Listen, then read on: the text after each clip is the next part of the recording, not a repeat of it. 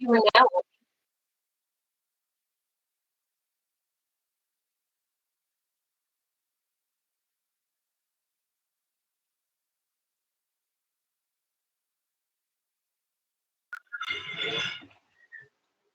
tal, gente? Buenas tardes para todos. ¿Cómo están?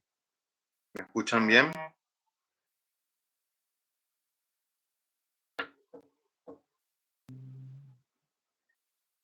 Perfecto, excelente. Bueno, quiero que me escuchen, por favor. Les quiero comentar de que la entrega de hoy se suspende. Resulta ser que la universidad nos pidió que comencemos recién con los procesos a partir de la semana que viene, o sea, a partir de la semana 3. Sí, así es, compañeros. Lo siento mucho, pero la universidad dispuso que sea de esa manera. Hubiera subido igual la entrega, pero hay un pequeño problema, que no puedo subir la entrega en la semana 2 porque no está habilitado. Les repito, fue una disposición de la universidad que decidió cambiar los procesos recién para a partir de la tercera semana. Les repito, igual podría haberlo hecho, pero no me permite subir ninguna entrega ni ningún proceso todavía al sistema, el e-class. Así que lo siento mucho, compañeros, no es culpa mía, es una decisión de la universidad, así que vamos a tener que respetarla, ¿sí? Por otro lado, el contenido de la entrega no va a variar, no va a ser diferente, ¿sí? Así que no se preocupen. La semana que viene, el contenido de la entrega va a ser exactamente el mismo que tuvo que haber sido para esta semana.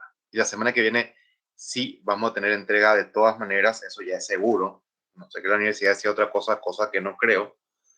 Y es seguro que la semana que viene tengamos la entrega y va a ser martes, ¿ok? Martes después del desarrollo de la clase que corresponde a ese día, ¿sí? Así ya pueden ir tomando nota, pueden agendarlo como quieran, ya saben entonces cómo nos vamos a estar manejando. Bueno, hoy tenemos dos clases, una, digamos, de longitud más o menos normal, la otra un poquito más corta. Vamos a hablar sobre enfermedad inflamatoria intestinal en la primera parte de la clase el día de hoy. Y en la segunda parte de la clase vamos a hablar sobre enfermedad celíaca. Tengo entendido, Filemón, que eso es válido para todas las materias, ¿ok?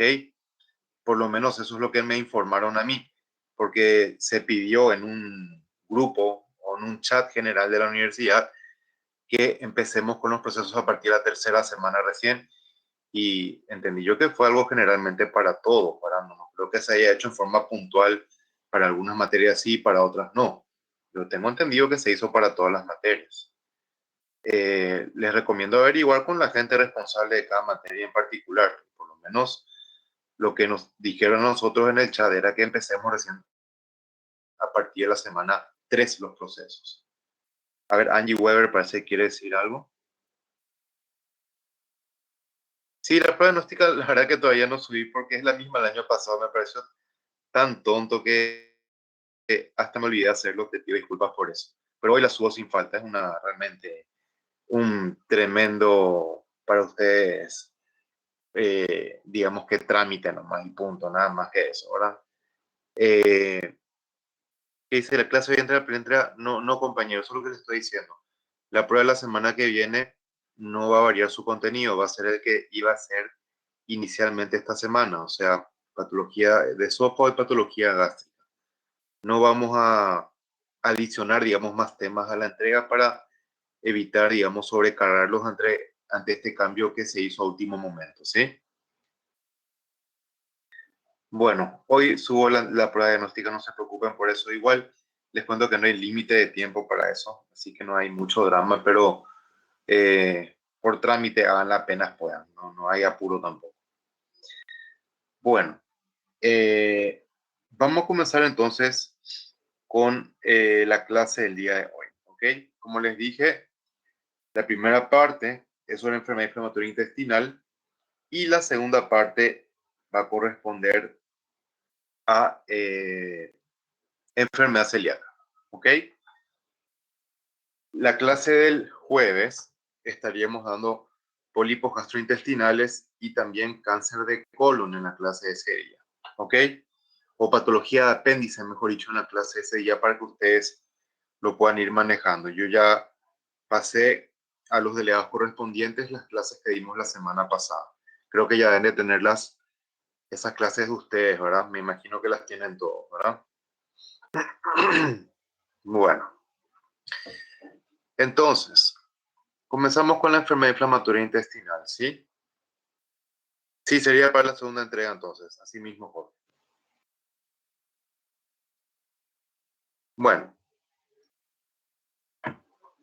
se, la enfermedad inflamatoria intestinal corresponde a un proceso inflamatorio crónico que es causada por la inactivación, o por la, disculpen, activación inapropiada y persistente del sistema inmune a nivel de la mucosa. Pero ¿por qué se activa ese sistema inmune en forma inapropiada? No hay nada exactamente bien establecido, pero hay, digamos que estudios que más o menos nos dirigen por qué puede llegar a ocurrir esto. Ahora, ¿en contra de qué se realiza esta activación inapropiada del sistema inmunitario? En contra de la propia flora intestinal, ¿ok? La cual no es que esté aumentada ni nada por el estilo, no tiene nada que ver con eso.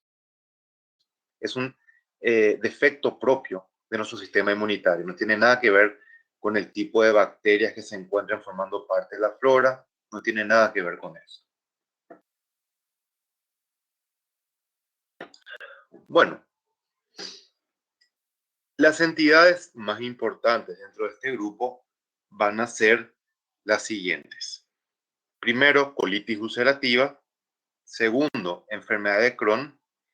Y cuando la enfermedad inflamatoria intestinal no posee ninguna de las características que permitan clasificar, digamos, este grupo de enfermedades dentro de las dos primeras, se la llama directamente como colitis inclasificable, perdón, o colitis indeterminada. ¿Sí? Les repito, esta última entidad clínica sencillamente no se encuentran suficientes, digamos, parámetros para poder encasillar a la patología dentro de los dos primeros, digamos, más frecuentes tipos de enfermedad inflamatoria intestinal.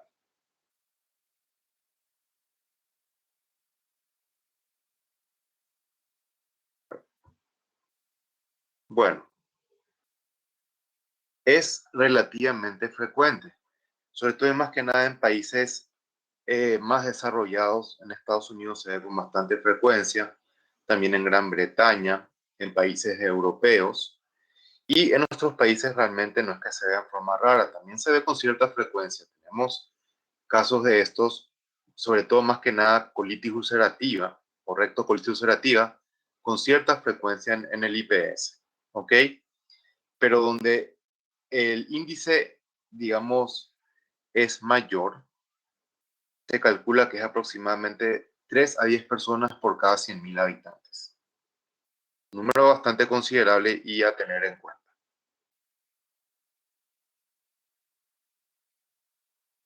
Bueno, se presenta sobre todo en mujeres más que en varones y sobre todo en mujeres de raza blanca más que en otras razas. ¿Ok? En pacientes relativamente jóvenes, como ustedes pueden ver, la incidencia máxima es entre la segunda y la tercera década de vida.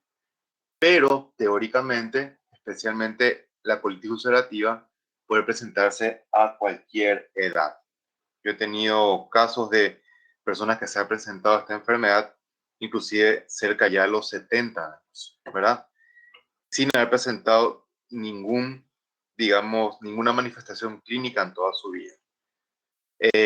Por lo tanto, aunque vamos a ver después, ciertamente hay una predisposición genética, no podemos esperar de que esa sea parte o el motivo por el cual la enfermedad aparece a edades muy tardías de la vida. Se supone que si tiene carga genética debería aparecer más temprano, no recién cerca de los 70 años. ¿Ok? Por lo tanto, la carga genética no es importante, evidentemente, en todos los casos, ¿sí? El tabaco y el AINES, más que factores de riesgo, y esto quiero aclararlo bien, serían más bien factores como desencadenantes, ¿verdad? No es que el tabaco de por sí o los antiinflamatorios no esteroideos de por sí produzcan enfermedad inflamatoria intestinal, sino que más bien se consideran como factores que disparan el mecanismo inmunitario previamente sensibilizado, ¿verdad? Para que se produzcan todos los problemas derivados de este grupo de enfermedades.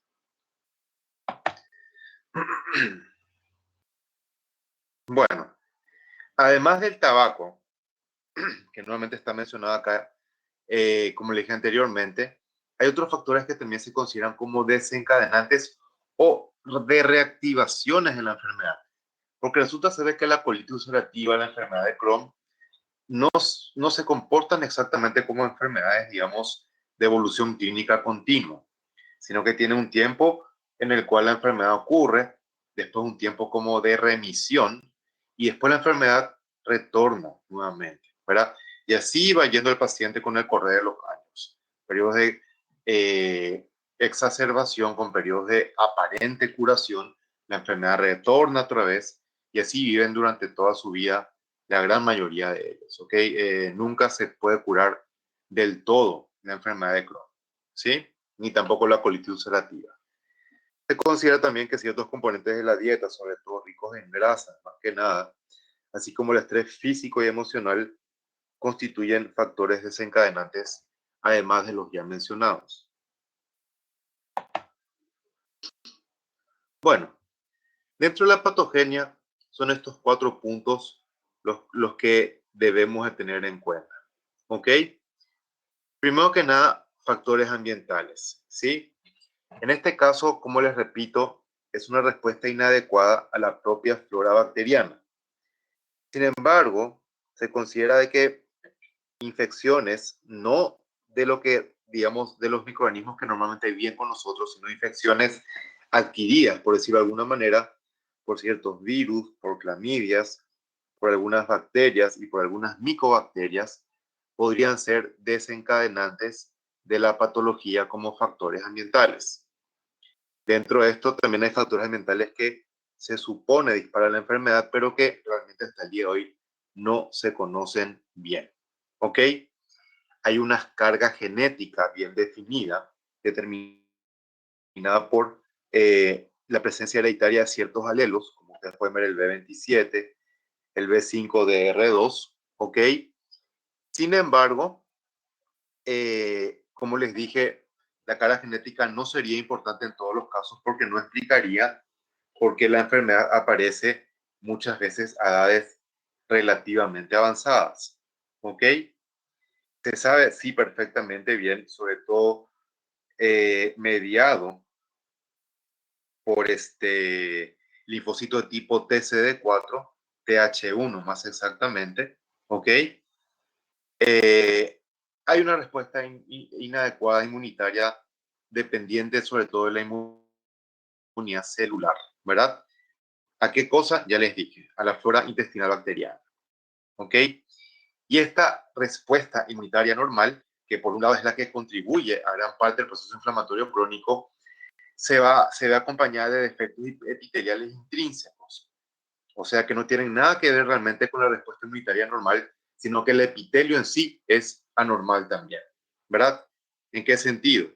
Por un lado, las sonula occludens, que normalmente se encuentran uniendo las células del epitelio intestinal, suelen estar, digamos, alteradas y no forman la barrera que ustedes conocen ya por histología. Segundo, se pierde gran parte de la función absortiva. A nivel del colon, por ejemplo, hablando especialmente de la colitis ulcerativa, se afecta entonces mucho la, digamos, capacidad de poder reabsorber agua, líquido, ¿verdad? Y es lo que contribuye justamente a la diarrea persistente que tienen estos pacientes, que es la expresión, digamos, clínica más frecuente de la enfermedad. ¿Ok?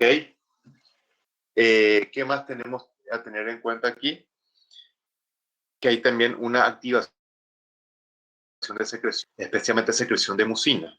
Por eso es que la diarrea de estos pacientes, además de ser una diarrea sanguinolenta o hemorrágica, se acompaña de mucho moco, porque estos pacientes tienen una secreción exagerada de mucina, sobre todo más que nada, obviamente, por células caliciformes. Quizás la secreción exagerada de mucina sea más bien reactiva al proceso inflamatorio antes que un problema particular de la enfermedad. Pero de que hay aumento de secreción de mucina o exagerada secreción de mucina, la hay.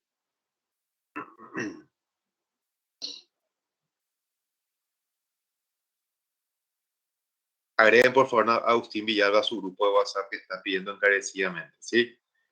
Bueno, en síntesis, la teoría que más se acepta de todo lo que postulamos ahora nosotros, o lo que más se considera, es que efectivamente hay una activación anormal de linfocitos de tipo T hacia la flora bacteriana entérica. Les repito, linfocitos T de tipo CD4, ¿verdad? TH1. Aquellos que ustedes han estudiado son muy importantes en la inflamación crónica y que además son potentes activadores de macrófagos, ¿ok? En individuos susceptibles genéticamente, ¿ok?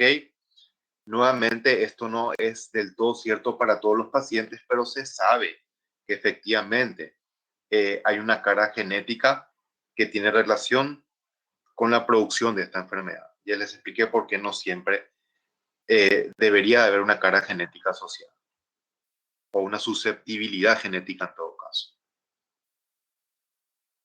Bueno, hablemos primero que nada de la primera de las variantes, que sería la colitis ulcerativa. ¿Ok?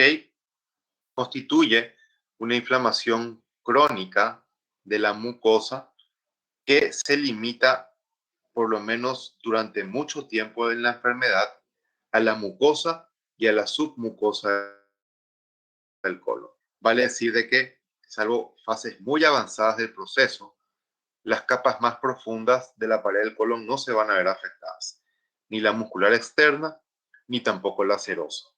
¿Ok? Y característicamente esta enfermedad comienza con un problema a nivel del recto. Y a partir del recto se extiende en forma continua en sentido proximal. ¿Por qué subrayo en forma continua? ¿Verdad? Porque a diferencia de la enfermedad de Crohn, que vamos a ver después, que tiene un carácter, digamos, parcheado de afectación de la pared del colon. Parcheado significa que hay zonas sanas mezcladas con zonas normales. Eso no ocurre en la colitis ulcerativa. La lesión es continua sin dejar zonas sanas entre las lesiones o la zona afectada. ¿Ok? Por otro lado, el recto en la colitis ulcerativa se afecta prácticamente siempre. Y a partir de ahí, repito, en sentido proximal, pudiendo inclusive afectar eventualmente toda la longitud del colon, hasta inclusive el hilo terminal. Pero eso último ya en forma mucho más rara.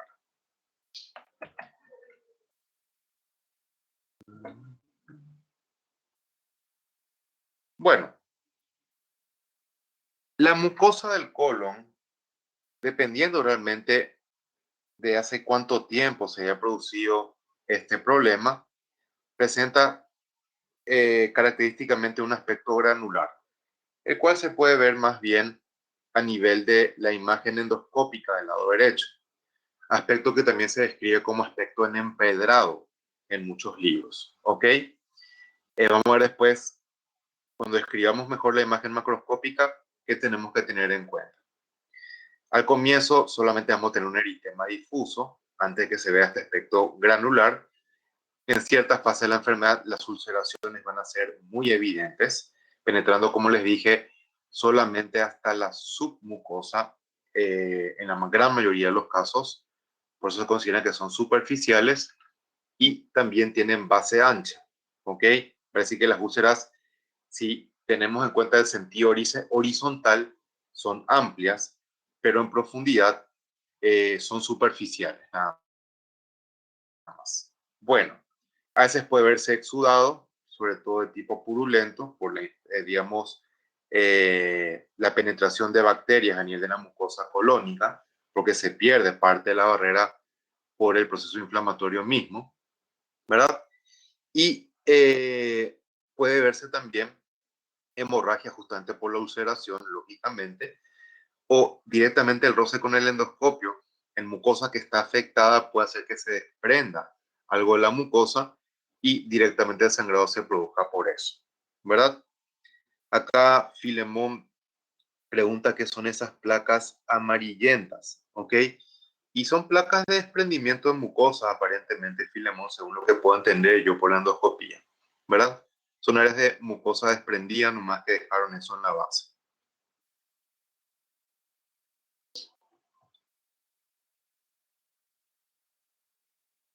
Bueno, como dijimos, característicamente compromete el recto en casi todos los casos, para ser exacto, y a partir de ahí el problema se extiende en sentido proximal y no se olviden en forma continua. Eso es muy importante, en forma continua. ¿Ok? Bueno, en este caso podemos ver en la imagen del lado izquierdo cómo el colon específicamente se va a encontrar afectado hasta el punto que les voy a mostrar yo, que sería más o menos este de acá. ¿Ven? Lo que está por debajo de la línea que estoy dibujando es ya normal y lo que está por arriba y en todo el resto de la longitud del colon es claramente anormal. ¿Ok? Vemos en la parte anormal cómo efectivamente la afectación es continua, no vemos en esa zona ninguna parte sana de tejido. ¿Ok? Y por otro lado, el límite entre la zona afectada y la zona normal se encuentra sumamente bien demarcado. Sí, Marina, eventualmente sí, las úlceras ya en fases muy avanzadas del proceso podrían llegar a ser más profundas que la submucosa, pero eso es, digamos, la excepción más que la regla, ¿ok? Normalmente no vamos a ver afectación, perdón, más allá de la submucosa, ¿sí? Bueno, y después vamos a escribir en otras imágenes lo que vemos aquí a mayor aumento, que creo que tengo imágenes mejores que esas. Bueno, como les dije, mirando nuevamente la imagen del lado izquierdo, los límites entre mucosa sana y mucosa afectada están muy bien marcados. Nuevamente podemos ver en la imagen del lado izquierdo, lo que está hacia arriba sería la parte sana, lo que está hacia abajo es la zona afectada y el límite entre ambas zonas se ve perfectamente bien marcado. Ahora, ¿qué es lo que vemos nosotros en la zona afectada que se nota más realmente en procesos más avanzados? ¿Ok? Primero que nada, esta zona que marco acá, estoy señalando ahora mismo, sería la úlcera. ¿Ok? Y como ustedes pueden notar, la úlcera es bien ancha, pero no es muy profunda, es más bien superficial. En este caso tiene un color medio blanquecino porque ya es una úlcera vieja que ya se formó hace un buen tiempo, ¿verdad? Y su fondo ya se fibrosó, por eso es que se ve un color blanquecino, ¿ok? Y entre las zonas ulceradas ustedes van a ver unas sobrelevaciones en varios puntos. Les muestro una parte, pero es realmente apreciable en muchas zonas de la imagen, ¿cierto? ¿Ok? Estas sobrelevaciones que estamos observando se denominan pseudopólipos inflamatorios. ¿Por qué pseudopólipos?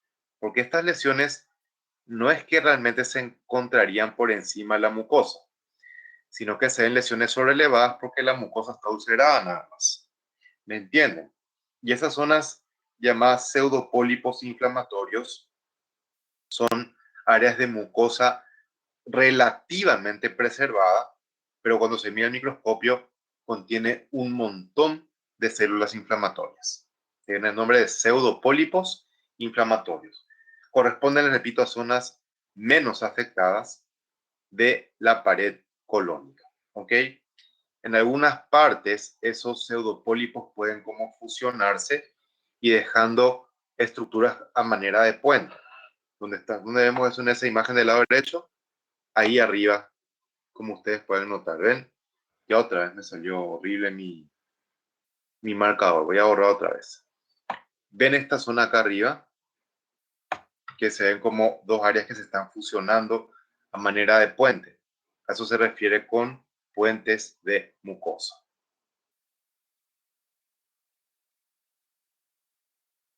Bueno, vemos acá otra imagen, pero quizás aquí las úlceras, o aparte de tener aspectos ser más recientes, esta pieza todavía no está fijada con formol, ¿ok? Pero podemos notar exactamente lo que ya mencionamos en la imagen previa. Úlcera superficial, pero con base bien ancha, y estas sobreelevaciones que les repito corresponden a los pseudopólipos inflamatorios.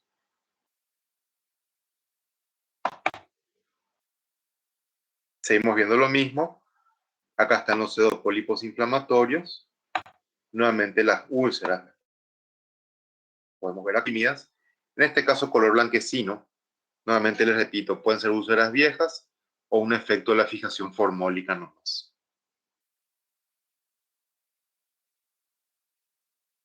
Bueno, en un momento dado del proceso evolutivo de la enfermedad, puede afectarse el plexo mientérico, que como ustedes saben, el plexo mientérico es aquel que se encuentra entre las dos capas circular y longitudinal de la capa muscular propia de la pared del colon, ¿verdad? Y cuando ocurre afectación del plexo mientérico, entonces la pared del colon pierde su inervación. Como ustedes saben perfectamente bien, cuando un músculo pierde su inervación, se atrofia. Por eso es que en la imagen del lado izquierdo, disculpen, del lado derecho, mejor dicho, notamos la luz del colon, que está bastante dilatada por un lado, y por otro lado, fíjense lo fina que es la pared del colon, ¿verdad? Les repito, eso es por la atrofia muscular debido a la afectación del plexo mientérico, ¿ok? Esto obviamente produce una dilatación de la pared del colon, ¿verdad? Que cuando se produce en forma difusa, esto se denomina megacolon tóxico. ¿Cuál es, digamos, el miedo de tener esta complicación en una colitis ulcerativa? Que por ser muy delgada la pared del colon puede perforarse en cualquier momento y todo el contenido intestinal va a ir directamente a la luz o a la cavidad abdominal, provocando una peritonitis aguda muy grave. Bueno, vemos también los pseudopólipos inflamatorios junto con las úlceras, pero ya en imagen microscópica, ¿verdad? Estas áreas sobreelevadas que estamos notando acá constituyen los pseudopólipos inflamatorios y estas otras áreas de base ancha, como ustedes pueden notar, corresponde a la zona ulcerada. Vean cómo son superficiales nomás las úlceras. Acá les muestro la capa muscular externa y ustedes pueden notar cómo la úlcera de ninguna manera llega hasta ahí, en ninguna parte. Eso es lo que se ve con mayor frecuencia. ¿Ok? Bueno, vemos nuevamente estas áreas sobreelevadas corresponden a los pseudopólipos inflamatorios y notamos nuevamente esta zona que corresponde a la úlcera. ¿Ok? Aunque la inflamación, que podemos ver cómo está compuesta, es muy, digamos, abundante en la fase activa de la enfermedad, ¿ok? Eh, no se acompaña de granulomas. Y les menciono esto porque vamos a ver que la enfermedad de Crohn, que es con la que tenemos que diferenciar la colitis ulcerativa, puede presentar granulomas en un porcentaje alrededor del 50%. ¿Ok? Pero acá no vemos característicamente granulomas. Si las úlceras no son profundas, la serosa prácticamente nunca se afecta.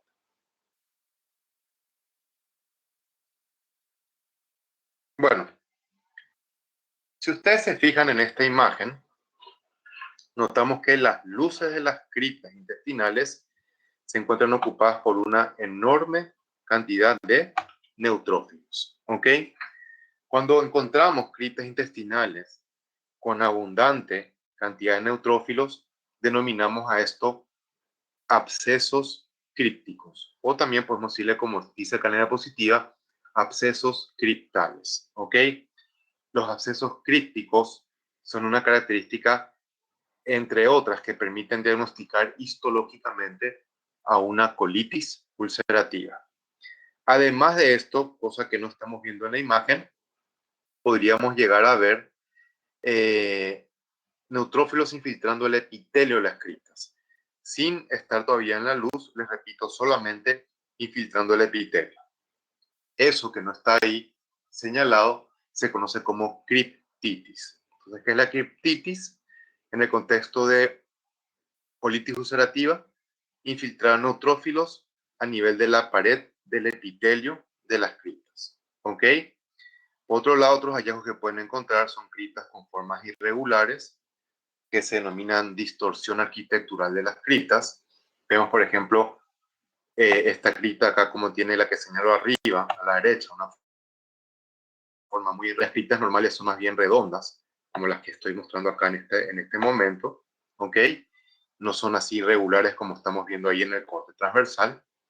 Y en algunos casos puede formarse una metaplasia pseudopilórica con presencia de células secretoras de mucina, ¿ok? Justamente para poder compensar la falta del epitelio que se va destruyendo, ¿verdad? Y recuerden que la mucina siempre es protectora, por eso es importante en este contexto, ¿verdad? Sí, Filemón, ahora recién leo lo que escribiste, lo de la imagen anterior sí era un folículo linfoide, ¿ok? Folículos linfoides pueden estar presentes en la enfermedad de Crohn, pero es un hallazgo más que nada inespecífico. En conjunto, Marina, cuando las criptas sean con formas irregulares, se dice que hay distorsión de la cripta. No se utiliza otro nombre que no sea ese.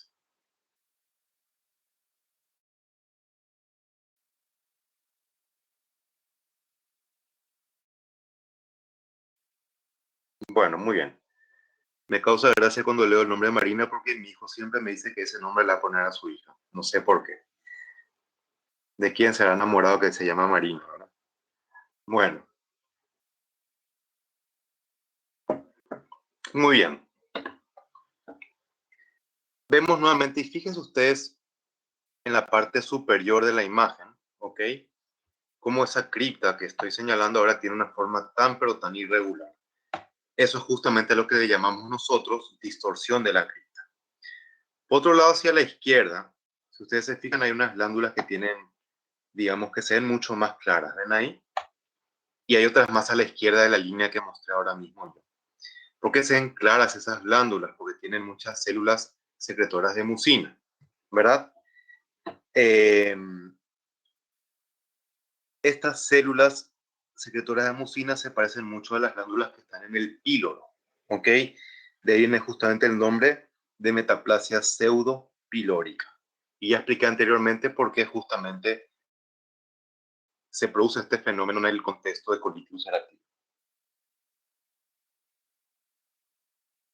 Bueno, clínicamente hablando, tenemos un cuadro recurrente de diarrea que puede durar días, semanas, hasta meses, inclusive en forma seguida.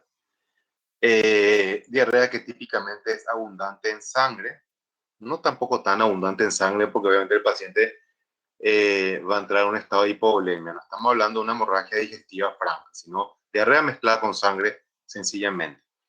No solamente con sangre, sino con una importante cantidad de mucina, de moco también. Recuerden que estos pacientes se acompañan de un aumento de secreción de mucina, característicamente.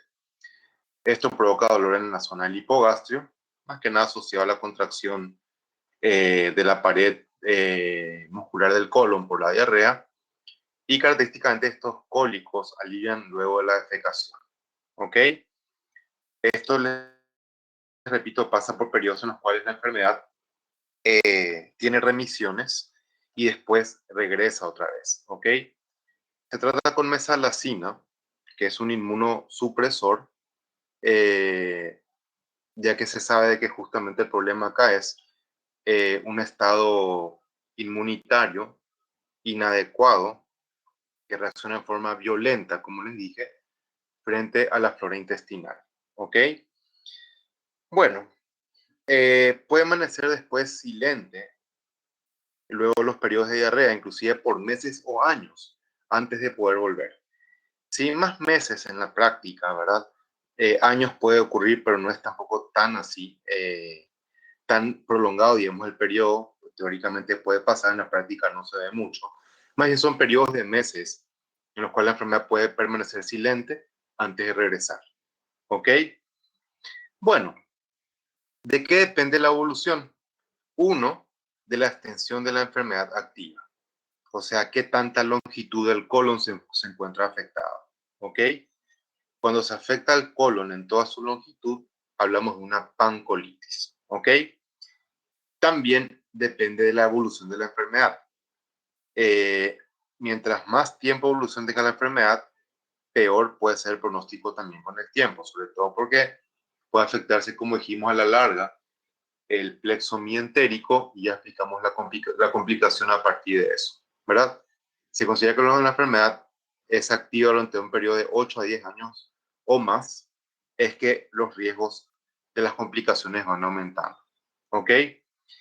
Y también depende de la naturaleza de la respuesta inflamatoria. Mientras más neutrófilos tenga la respuesta inflamatoria, más riesgo de que la enfermedad evolucione de manera más agresiva, ¿ok? Justamente por todo el efecto destructivo que tiene en los neutrófilos, por la secreción de un montón de productos que son, digamos, enzimáticos o especies reactivas de oxígeno, que en gran manera pueden destruir la mucosa del colon.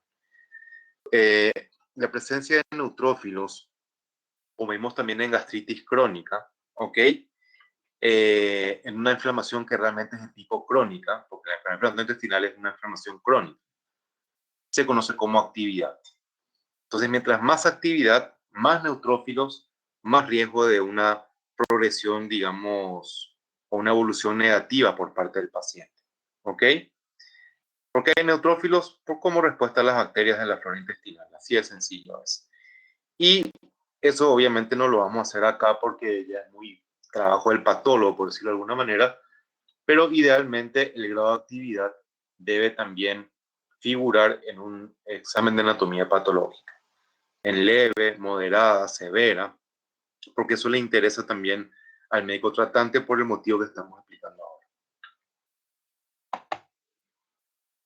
Bueno, para colmo de todos los males, la retocolchia ulcerativa puede presentar displasia a nivel de las glándulas que puede evolucionar con un cáncer con el tiempo. ¿Ok? Cáncer que puede aparecer a edades relativamente tempranas, ¿sí? Si el paciente presenta esta enfermedad también siendo joven. Por lo tanto, son personas o pacientes que tienen que constantemente hacerse controles endoscópicos justamente ante esta eventualidad. ¿Ok? Notamos del lado izquierdo de la imagen glándulas normales. Les pongo una línea de separación. ¿Ok?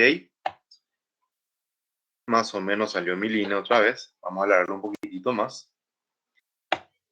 Y del lado derecho las glándulas con cambios displásicos, que es lo que se nota a menor aumento, es que esas glándulas displásicas se ven más oscuras porque los núcleos que forman esas criptas o las células de esas criptas tienen núcleos más grandes y además el epitelio se hace más estratificado comparando con el epitelio cilíndrico simple normal que tienen las criptas. Acá también la displasia tiene que gradarse de la manera que ustedes conocen, ¿ok?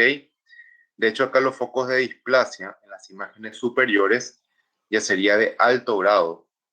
Ya como ustedes notan perfectamente bien, están ausentes por completo las células caliciformes y vemos además de eso que observamos mitosis, que están ya, les muestro una, prácticamente en la luz de la cripta, lo cual indica que es una mitosis muy superficial.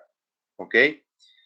Ya en la imagen inferior notamos con la flecha larga un adenocarcinoma que se originó justamente a partir de esta lesión precursora que ya se encuentra infiltrando la pared colónica.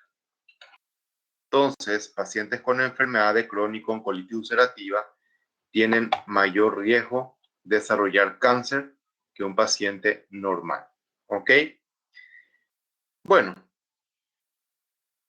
dentro del curso clínico, 60% cursa con la forma más leve de la enfermedad, 97%, altísimo el porcentaje, va a tener una recaída en los primeros 10 años de haber presentado los síntomas iniciales, 30% requiere colectomía en los primeros 3 años por síntomas incontrolables. Me refiero a diarrea que no para sencillamente ni siquiera con inmunosupresores. ¿Ok? Y fíjense ustedes que el riesgo de cáncer colónico es 20 a 30 veces mayor, no solamente que la población general, sino también que comparando con la enfermedad de Crohn. En la enfermedad de Crohn también hay un riesgo aumentado de cáncer, quiero aclarar eso.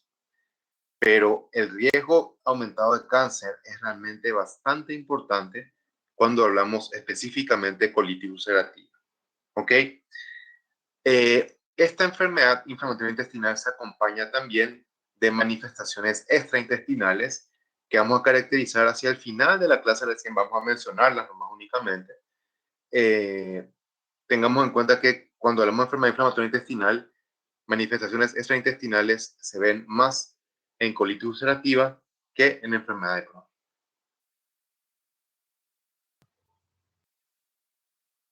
Bueno, pasemos a la enfermedad de Crohn. Estoy acá tomando mi café. Siempre postprandial hay que tomar mucho café. Bueno, la enfermedad de Crohn es un proceso inflamatorio que, a diferencia de la colitis ulcerativa, acá ya vemos la primera diferencia a tener en cuenta, constituye un proceso transmural.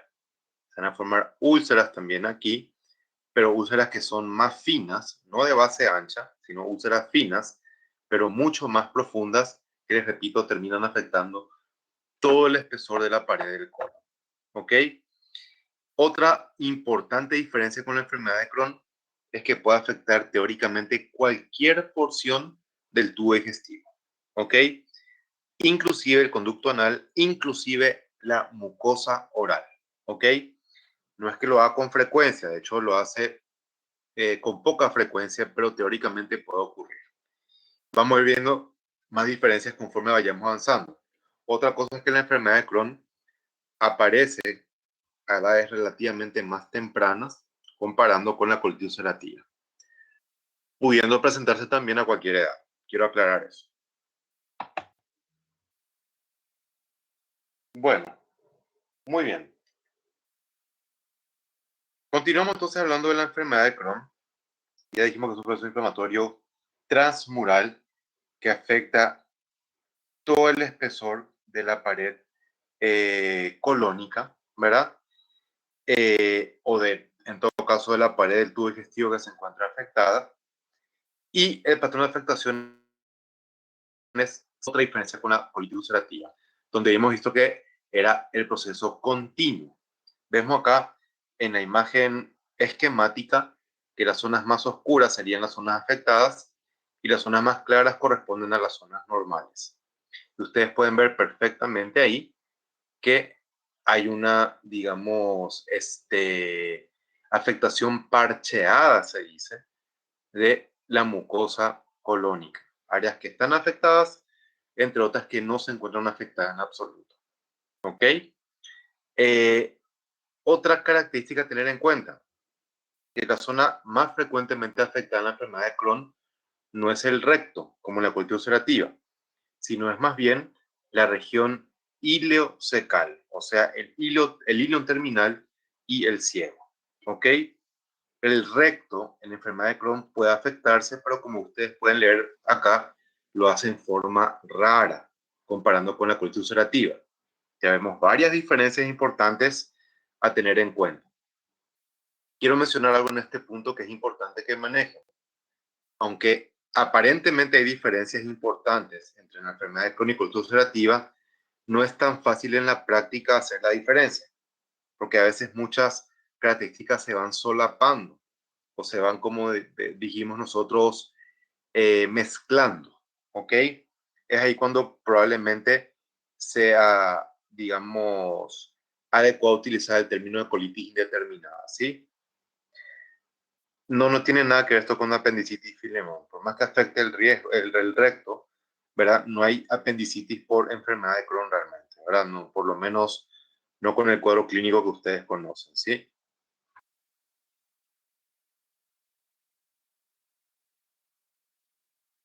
Bueno, ya explicamos que son lesiones sí bien definidas o bien demarcadas, pero con carácter parcheado y que afectan todo el espesor de la pared del intestino afectado.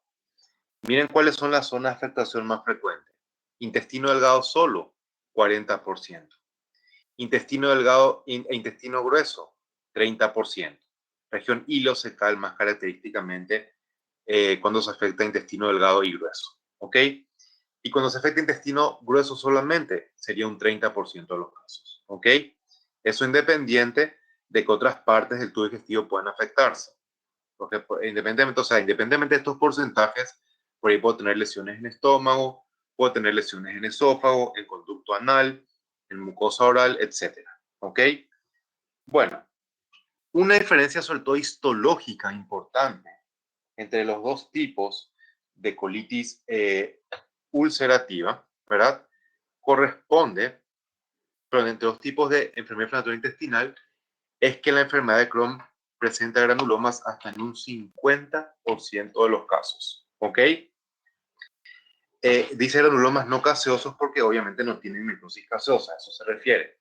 No tiene nada que ver estos granulomas con los de la tuberculosis, para que ustedes entiendan a qué se refiere con no gaseoso. ¿Ok? Y otra cosa también es que el carácter profundo de estas úlceras puede hacer de que al penetrar todo el espesor de la pared del intestino, esto a su vez provoque una comunicación anormal con otra luz, digamos, dentro del abdomen, o bien directamente esta pared se puede abrir hacia la piel, lo cual es mucho más raro, les aclaro, ¿verdad? Formando fístulas, que es la comunicación anormal entre dos luces, o entre una luz y la superficie cutánea, ¿verdad? Y eso se puede ver con cierta frecuencia en la enfermedad de Crohn, no se ve prácticamente nunca en la colitis ulcerativa. También pueden haber acá manifestaciones sistémicas, pero como les aclaré anteriormente, son menos frecuentes comparando con colitis ulcerativa. Ahí parece que Lucas va a escribir algo. Y teóricamente sí, Lucas, ¿verdad? Pero no ocurre en la práctica con frecuencia. De hecho, sería muy, muy raro realmente en realidad. ¿Sí?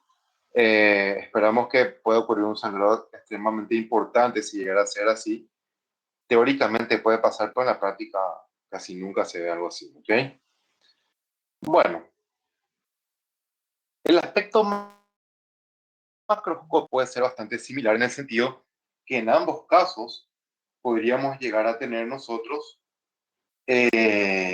digamos, las úlceras mezcladas con los pseudopólipos, ¿verdad? Si ustedes se fijan en la imagen del lado derecho, vemos un montón de pseudopólipos.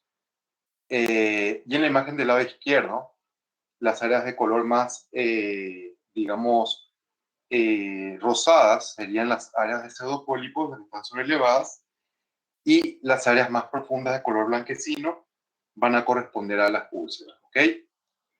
Me esperan 2 segunditos, con un pequeño problemita, si ya les explico, ¿sí?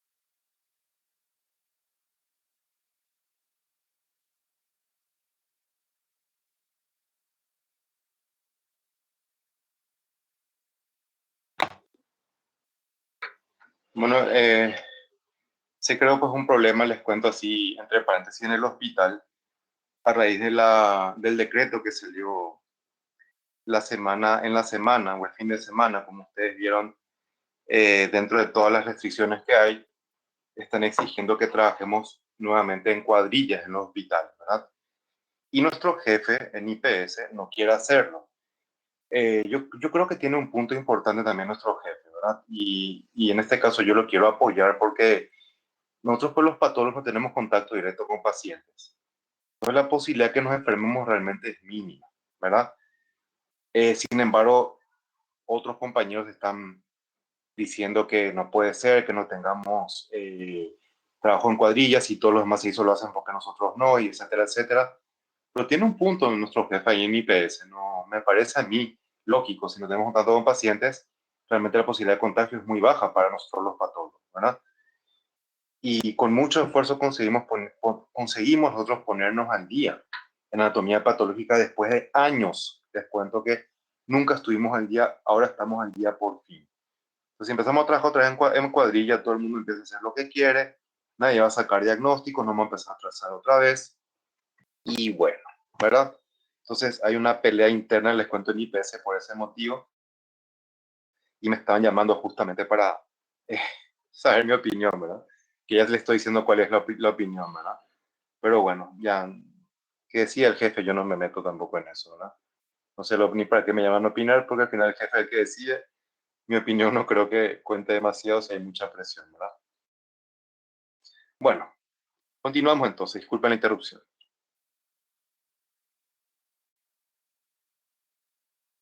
Bueno,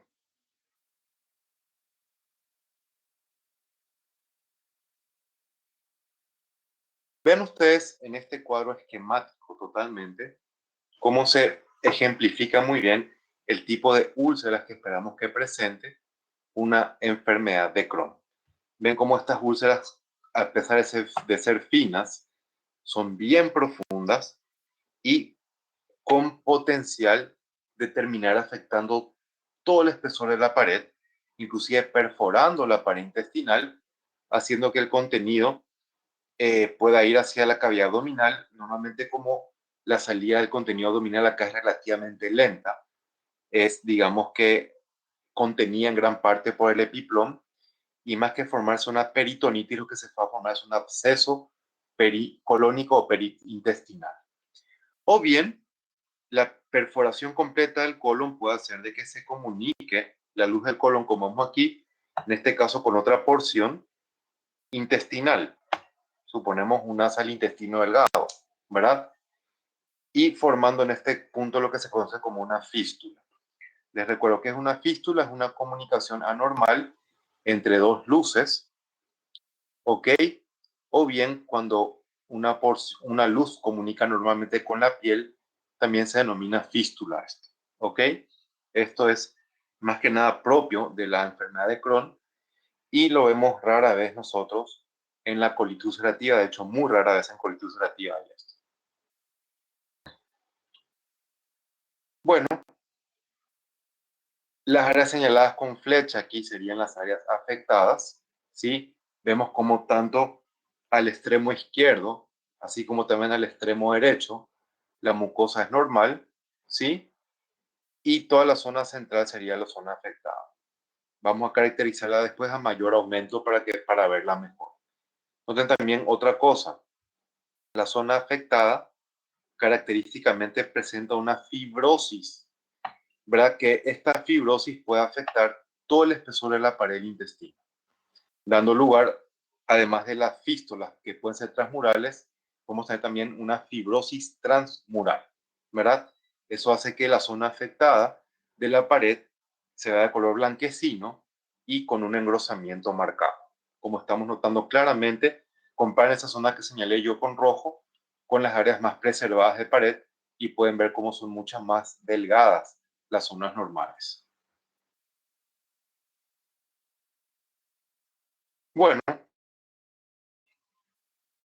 y vemos acá nuevamente cómo alternan áreas sobrelevadas que también van a corresponder a los pseudopólipos inflamatorios entre áreas ulceradas más deprimidas. Noten nomás como a diferencia de lo que vimos nosotros en la colitis ulcerativa, acá las úlceras tienen un carácter lineal, ¿verdad? Porque son más finas y sencillamente no tienen la base ancha que estudiamos anteriormente nosotros. Repito, acá las úlceras son lineales, ¿verdad? Finas y mucho más profundas. Bueno, esto es básicamente parecido a lo que notamos anteriormente nosotros. Acá están nuevamente los pseudopólipos inflamatorios. Acá tenemos nuevamente las úlceras, ¿ok? Que en este caso no parece penetrar muy profundamente. Si me preguntan a mí qué se favorece mirando esa imagen, yo les diría más bien una colitis ulcerativa porque la úlcera no es profunda, ¿verdad? Ya tendríamos que ver otras cosas más para poder hacer la diferencia microscópica, que vamos a ver más adelante, ¿ok? Vemos acá en la imagen del lado derecho una úlcera, ¿verdad? Pero disculpen, la mucosa normal primero, acá está la zona de la úlcera. Vean que no se forma un pseudopólipo como en imágenes anteriores aquí, ¿ok? Y vemos como la submucosa en esta zona de la pared se encuentra mucho más ancha de lo normal, quizás porque ya fue reemplazada en gran parte por un proceso fibroso. Estoy, digamos que entre comillas, tratando de adivinar porque hasta el momento yo no veo el depósito de colágeno, pero como es un proceso que acompaña con frecuencia a la enfermedad de Crohn y produce un engrosamiento de su pared, yo supongo que esa su mucosa tan ensanchada debe ser por una fibrosis. Bueno, mirando de cerca, tengan en cuenta que vamos a ver muchas cosas similares a la colitis ulcerativa. Vale decir que acá también podemos tener criptitis de las criptas, abscesos crípticos, inclusive también metaplasia pseudopilórica. Pero acá una diferencia importante. A la derecha podemos notar la presencia de un granuloma, inclusive con células gigantes multinucleadas de tipo Langhans, como ustedes ya conocen que estudiamos el año pasado, ¿verdad? Estos granulomas varían un poco de un libro a otro, pero en general se ven teóricamente hasta en el 50% de todos los casos de enfermedad de Crohn, ¿ok? Ahí dice 35 en la diapositiva, pero en general se considera que es un 50% más o menos. Si en el contexto de enfermedad inflamatoria intestinal encontramos granulomas, podemos decir fácilmente que es una enfermedad de Crohn. Pero cuando los granulomas están ausentes, no te descarta tampoco enfermedad de Crohn. Y tenemos que fijarnos en todas las cosas o en todas las diferencias que ya fuimos mencionando anteriormente. Que de hecho al final de la clase voy a poner un cuadrito para sintetizar un poco mejor esas diferencias. Bueno, seguimos viendo lo mismo. Vean ustedes que acá también podemos tener distorsión glandular. No vemos la imagen, eso dice nomás ahí. Podemos tener también abscesos crípticos con destrucción de las criptas. Vemos nuevamente el pseudopólipo inflamatorio a menor aumento. Acá tenemos la úlcera del lado izquierdo. Y sencillamente la imagen del lado derecho muestra un granuloma, nuevamente con una célula gigante. Pero no hay más, ¿verdad? Pero les muestro la célula gigante multinucleada tipo Langhans que se observa mejor ahí.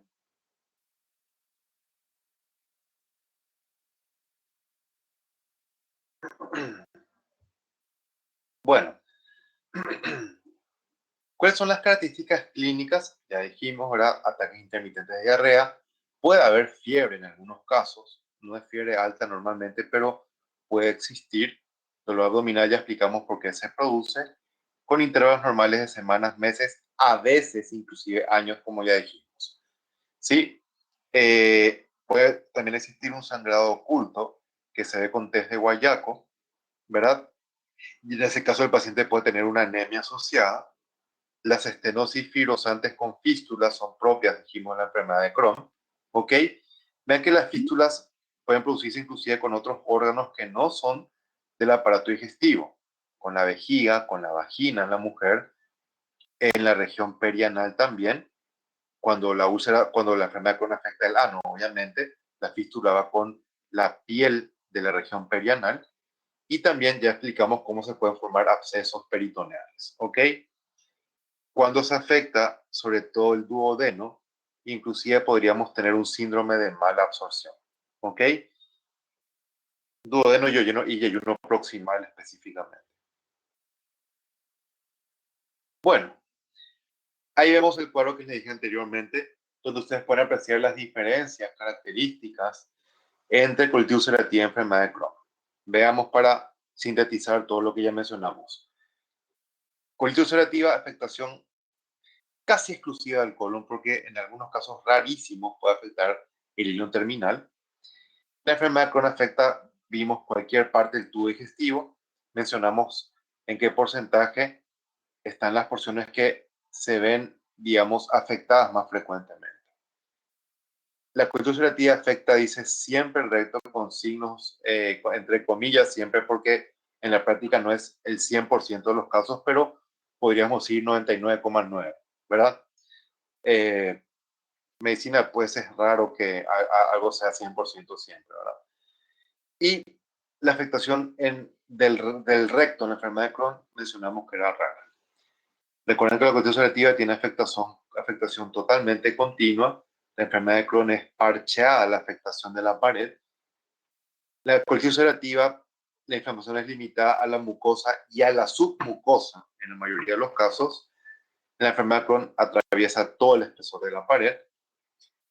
En colitis ulcerativa vimos que las fístulas son raras. Creo que la estenosis no mencionamos, pero la estenosis, les explico, es más frecuente en la enfermedad de Crohn que en colitis ulcerativa. ¿Por qué? Justamente por la fibrosis transmural que puede ocurrir. La fibrosis transmural puede hacer de que se ocluya en parte la luz, provocando una estenosis, ¿ok? Entonces, por la fibrosis transmural es que podríamos enfermedad de Crohn y no tanto así en la colitis de tipo ulcerativa, ¿ok? Bueno, la colitis ulcerativa muestra perdón, me estoy salteando un punto. La colitis ulcerosa rara vez es enfermedad en la región perianal. La enfermedad de Crohn obviamente lo hace con cierta frecuencia, sobre todo a través de fístulas formadas por lesiones que se originan en el conducto anal, ¿ok? Colitis ulcerosa raro desarrollo de abscesos peritoneales, con más frecuencia se ven en la enfermedad de Crohn nuevamente por la afectación transmural de la pared. Colitis ulcerosa, úlceras superficiales de base ancha, enfermedad de Crohn, úlceras lineales, pero bien profundas, ¿sí? El aspecto en empedrado se puede ver en los dos tipos de colitis, ¿ok? Eso no es propio de ninguna de las dos, les aclaro bien eso. Los accesos crípticos se ven en ambos casos, ya les dije también eso. Los granulomas sí se ven solamente en enfermedad de Crohn, ¿ok? En el 50% de los casos. Y esa es quizás, pues es quizás el parámetro histológico que mejor me permite diferenciar los dos tipos de enfermedad inflamatoria intestinal. ¿Ok? Digo histológicamente, clínicamente, endoscópicamente, se diferencia de otras maneras. Y por último, distorsión de las pistas se pueden ver también en ambos casos, y también agregados linfoides se ven en ambos casos. No sé por qué acá lo menciona realmente como diferencias, pero realmente en las dos enfermedades inflamatorias intestinales podemos tener distorsión de criptas y agregados linfoides, ¿ok? Y que yo sepa, por lo menos, puedo estar equivocado, no es que se vean más en una que en otra patología, ninguno de los dos. Yo por lo menos no conozco que sea así, ¿sí? Bueno, y por último, podemos tener afectaciones sistémicas que son más frecuentes en la colitis ulcerativa que en la enfermedad de Crohn. ¿Ok? Podemos tener, por ejemplo, afectación uveal, ¿verdad? A nivel de la región ocular, una espondilitis anquilosante a nivel de la columna, podemos tener colangitis esclerosante en el hígado, ¿verdad? Que también puede afectar las vías biliares extrahepáticas. Eritema nodoso es la formación de nódulos cutáneos de color rojizo, ¿verdad? Sobre todo más que nada en el antebrazo, como está bien señalado en el esquema, pues asociarse a una malnutrición, sobre todo en la enfermedad de Crohn, cuando hay una afectación importante del intestino a nivel del duodeno y el yeyuno proximal.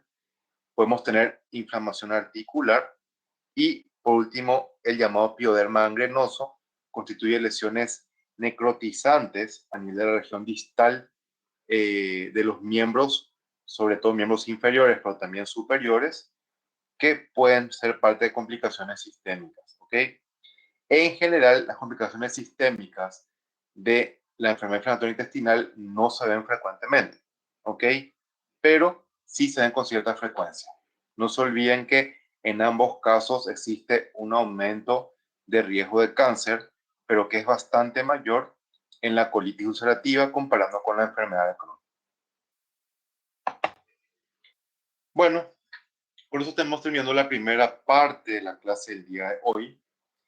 Antes de tener un descanso, ¿hay alguna pregunta que quieran hacer, compañeros?